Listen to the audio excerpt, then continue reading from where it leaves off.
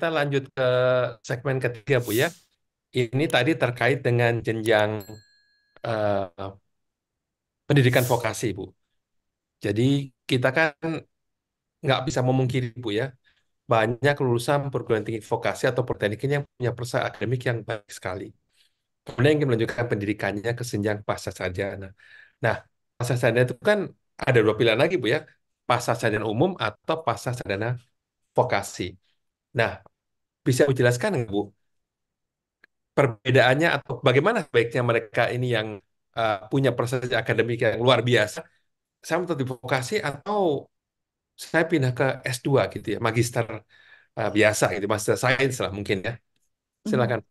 Ya, terima kasih Pak Budi. Nanti sambil jalan ya Pak Ken, saya akan jawab, saya akan respon beberapa pertanyaan Pak Ken, dan tentunya ajakan kita untuk bersama-sama gitu. Jadi untuk yang studi lanjut ini Pak Budi, dengan perkembangan industri itu memang kita pahami eh, banyak tantangan yang dihadapi industri atau dunia kerja yang semakin kompleks, yang membutuhkan level keahlian spesifik pada level yang lebih tinggi lagi, kemahiran yang lebih tinggi lagi.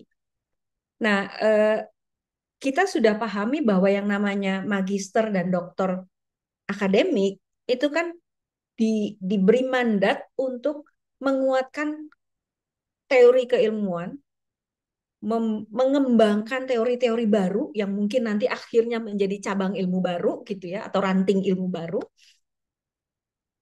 Dan itulah yang mendasari kehidupan masyarakat mestinya dalam bentuk teknologi yang diterapkan. Mestinya seperti itu. Persoalannya, teorinya makin banyak, nih jurnal-jurnal makin banyak, tapi yang menerapkan kemana nih gitu. Eh, ini kan harus ada yang menjembatani. Nah, yang menjembatani ini adalah yang magister Oh. terapan dan doktor terapan. Yang kami lihat fenomenanya sekarang. Birokrat, para praktisi, CEO, director apa, director, itu dia butuh butuh eh, perspektif baru, inspirasi, teori keilmuan untuk menjawab tantangan pekerjaannya gitu.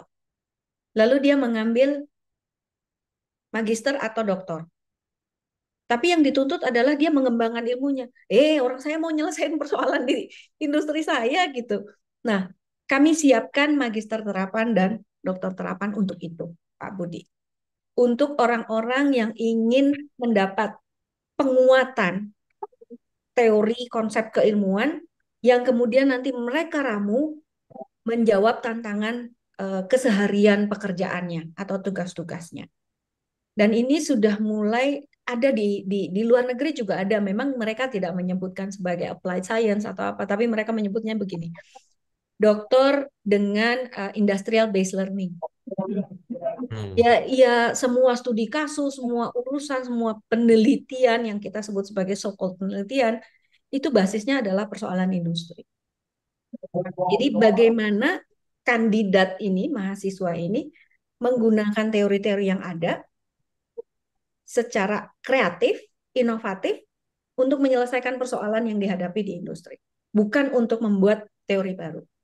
Nah, yang Hmm. sekarang terjadi ketika semua ditaruh di satu prodi, akhirnya eh, inovasi-inovasi yang diterapkan di industri di Indonesia itu tidak banyak karena tidak ada yang mau mengerjakan terapan, tetapi juga Nobel jauh nggak jauh nggak deket-deket gitu. Iya. Jadi Hmm. kan harusnya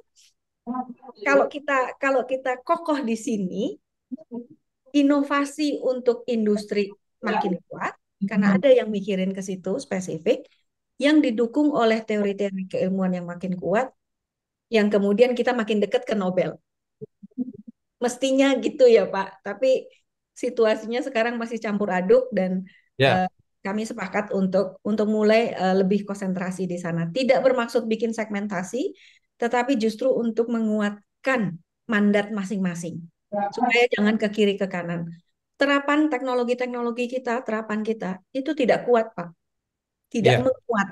Karena teori keilmuannya nggak ada yang nyebrangkan ke arah terapannya. Hmm.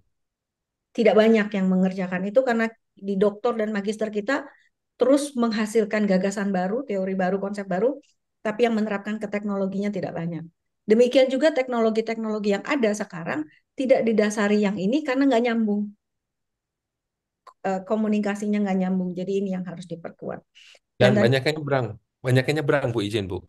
Ya, saya punya bimbingan masuk tuh D4. Dia hmm, masuk ke MM. Dengan hmm, anggapan MM itu lebih praktis, Pak, daripada hmm, magister sains. Contohnya hmm. seperti itu.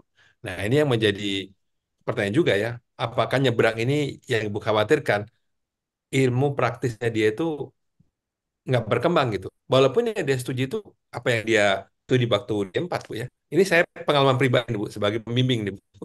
Jadi, loh Betul. kamu kok nyebrang kenapa ya? Pak, saya ingin tahu Ibu sampaikan tadi ilmunya gitu. Dan saya lihat MM itu ada jembatan. Ya. Kalau magister sains itu kan terlalu saintifik katanya, menurut dia gitu ya. Hmm. Nah, seperti itu, Bu. Iya, kesulitan kita adalah tadi, Pak, prodi magister dan doktor yang ada sekarang itu cenderung memang akademik karena memang mereka Tuh. mandatnya di sana nggak Iya, salah gitu.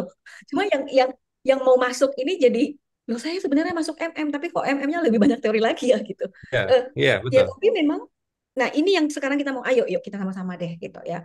Dan saya melihat bukan berarti dosen di prodi terapan itu nggak boleh ngajar di akademik. Dosen di akademik nggak boleh ngajar di terapan.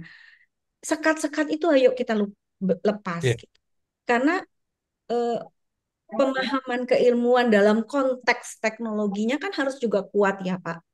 Nah ini iya. yang kita harus harus sama-sama bareng-bareng karena saya melihat tantangan teknologi itu semakin kompleks dan butuh level pemikiran yang lebih dalam pada level pemikiran dokter. Itu sebabnya kita juga sekarang meluncurkan dokter terapan untuk tantangan-tantangan teknologi seperti itu. Saya baru dari industri komponen untuk self drive car, Pak. Jadi itu butuh engineer, dokter, tapi doers, Pak. Hmm, Jadi doers, jadi dia nggak bisa cuma gambar doang, konsep doang, enggak dia doers gitu. Nah, itu saya bilang, oh oke, kita perlu lakukan ini.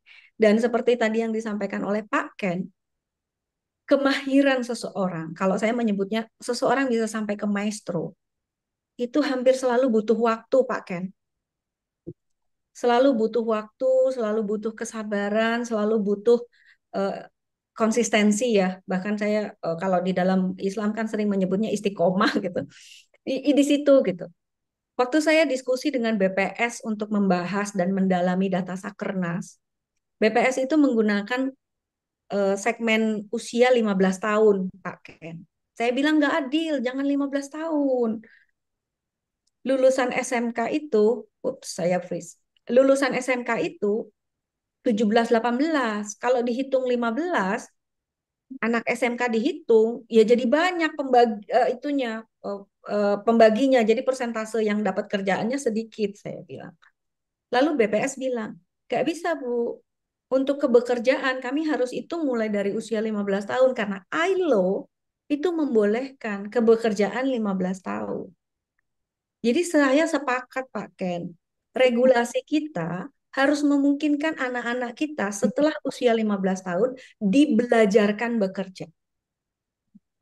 Karena tadi membutuhkan mindset dan pembentukan budaya kerja, Pak Budi, Pak Suheri. Saya ketemu dengan industri-industri perhotelan. Dia bilang, Bu, sekolah paling pagi mulainya jam berapa? Saya bilang jam 7 pagi. Wah, kalau industri perhotelan nggak masuk tuh, Bu. Loh, kenapa? Loh, kalau kami harus menyiapkan sarapan bagi para para pelanggan kami jam 6 pagi, pekerja kami itu harus masuk jam 4 pagi. Apa ada anak lulusan SMK yang terbiasa bangun jam 4 pagi? Terus saya bilang, loh iya ya gitu. Jadi dia bilang, kenapa nggak dibiasakan anak-anak ini pada waktu-waktu tertentu belajar kerja gitu ya di hotel karena dia prodinya ke hotel perhotelan misalnya untuk magang gitu atau belajar bekerja dan dia merasakan bahwa yang namanya kerja itu ya seperti itu gitu. Terus saya bilang, iya ini harusnya dari belia Pak Ken. Kedisiplinan itu ya harus dari belia diajarkan. Sekarang industri banyak ngeluh ketika generasi-generasi muda yang baru masuk ini nggak mau pakai jam kerja. Lo mana ada nggak pakai jam kerja gitu. Tapi ya itu karena kita tidak biasakan dari kecil. Nah ini saya sepakat Pak Ken, mari kita sama-sama, kami sudah diskusi juga dengan Kemenaker mengenai ini. Di Jerman itu dimungkinkan dengan ada ketentuan bahwa industrinya harus punya mentor, ada semacam mentor gitu. Lalu ada persentase. Setiap sekian pekerja itu boleh menerima pemagang atau yang belajar bekerja itu sekian persen. Jadi dan kemudian sekian persennya minimal harus difabel. Di industri-industri di negara-negara lain sudah ada seperti itu. Kita perlu perlu bangun ini, Pak Ken. Sepakat, Pak. Mari kita sama-sama suarakan terus. Eh, Semangat Pak Ken, karena ini juga kami perlu Pak untuk membangun budaya kerja dan mindset kerja bagi anak-anak vokasi. Semakin belia kita kita biasakan, semakin baik. Silakan Itu Pak Pak Sari. Budi. Dan studi lanjut tadi sebetulnya menurut kami eh, itu justru mengokohkan penyiapan SDM kita, konsepnya jadi jelas. Anda kembangkan teori keilmuannya yang nanti akan mendasari inovasi-inovasi yang kita perlukan untuk mendukung kehidupan masyarakat.